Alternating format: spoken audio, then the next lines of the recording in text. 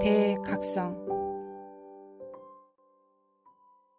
제1장 추수. 예수님은 추수 때가 세상의 끝이라고 말씀하셨다. 이제로부터 세상 끝날까지의 오순절 일에 예수님을 영접한 사람들보다 더 많은 사람들이 예수님을 알게 될 것이다. 마지막 때가 이르기 전에 모든 나라의 모든 마을에서 복음이 전파될 것이다. 살아있는 모든 사람이 그분의 이름을 듣게 될 것이다. 물이 바다를 덮음과 같이 주님을 아는 지식이 땅을 덮을 것이며 수많은 도시들과 또 몇몇의 나라들이 온전히 주님께로 돌아올 것이다.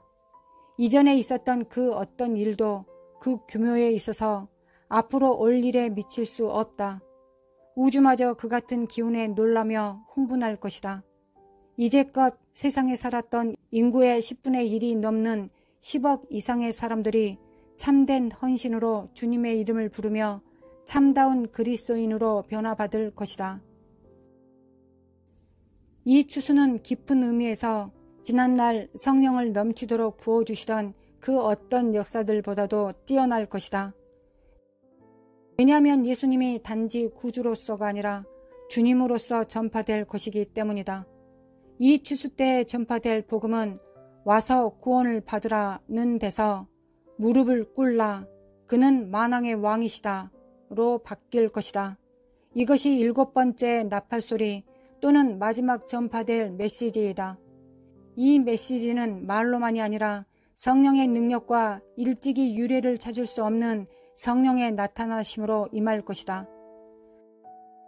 마지막 때이기도 한 추수의 또 다른 면은 악의 열매도 거두는 때라는 것이다.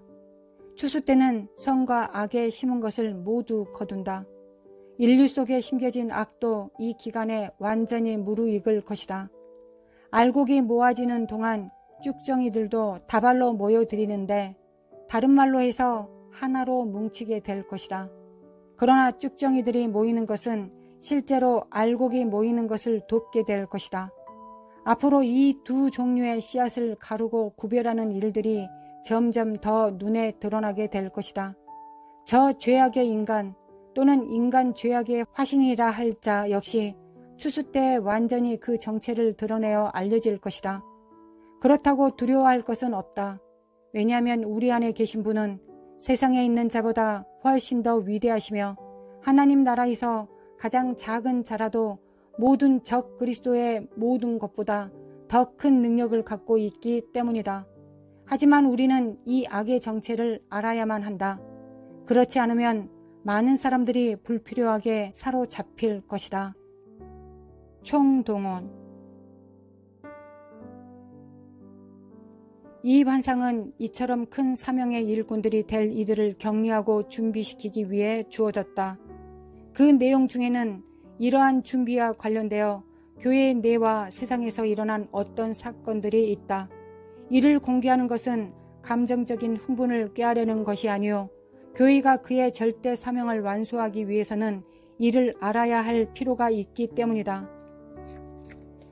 이제는 영적으로 깨어 정신을 차리고 우리 자신을 부르심의 목적에 완전히 드려야 할 때이다. 저가 모든 사람을 대신하여 죽으심은 산 자들로 하여금 다시는 저희 자신을 위하여 살지 않고 오직 주를 위하여 살게 하려 함이니라. 이제는 우리 모두 부르심에 합당하게 행해야 할 때다. 믿는 자는 각자가 해야 할 구체적인 일이 있다. 즉 우리는 모두 목적을 위해 부르심을 받은 것이다. 주님은 주님의 생명책에 그 이름이 기록된 자면 누구나 자신의 이름이 기록된 것을 보며 그가 주님에 의해 아신 바 된 것을 알며 또 자신의 삶에 대한 주님의 계획을 밝히 보기를 원하신다. 앞으로 일찍이 볼 수 없었던 가장 강력한 군대가 소집될 것이다. 이 군대는 총이나 칼로 무장하지 않을 것이지만 하늘이나 땅의 어떤 권세도 이를 당하지 못할 것이다. 이 군대의 지휘관들은 평범해 보이며 어떤 경우에는 눈에 띄지도 않을 것이나 군기와 사기에 있어서는 이에 비견할 만한 어떤 인간 조직도 일찍이 존재한 일이 없다. 이 군대는 주님 자신이 소집하셨다. 주님이 훈련하시며 지휘도하실 것이다.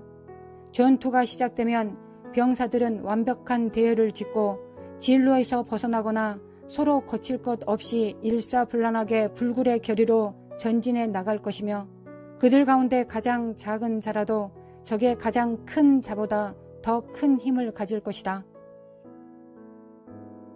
이것이 선지자들에게 환상으로 보여주신 하나님의 군대인데 곧 그 모습을 나타낼 것이다.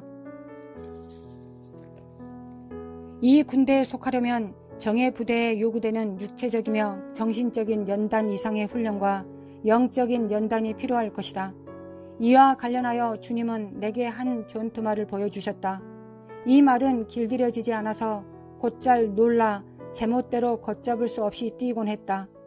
훈련을 받은 뒤 이 말은 앞에서 포탄이 자결하고 총칼이 번득이는 속으로 돌격할 때에도 결코 자세를 흐트리지 않았다. 귀청이 떨어지는 것 같고 극심한 혼란 가운데에서도 그는 주인이 무릎이나 발꿈치로 살짝 미는 지시를 민감하게 알아차리고 이를 쫓아 진로를 돌리거나 달리는 속력을 바꾸는 것이었다.